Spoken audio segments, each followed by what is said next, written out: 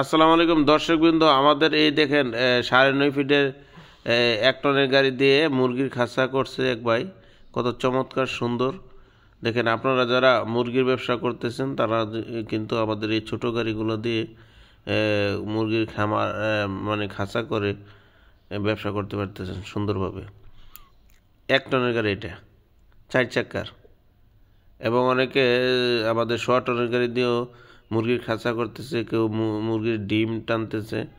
কিশোরগঞ্জে এই গাড়িগুলো বেশি চলতেছে, এবং ব্রাহ্মণবাড়িয়া, কুমিল্লা এই এরিয়াতে এইগুলা বেশি চলতেছে। মুরগির খাঁচা করে এবং মুরগির ডিম টানার জন্য দেখছি বাংলাদেশের বিভিন্ন জায়গায় এই গাড়িগুলো ব্যাপক বিক্রি বৃদ্ধি পাচ্ছে, এবং এগুলা দিয়ে অনেকে মাছের বাড়াও মারতেছে, কাঁচা মালের ভাড়াও টানতেছে, মুদি মালের ভাড়া টানতেছে। তো আপনারা যারা গাড়ি সম্পর্কে জানতে চাচ্ছেন আমাদের স্ক্রিন নাম্বারে যোগাযোগ করুন, কল করুন।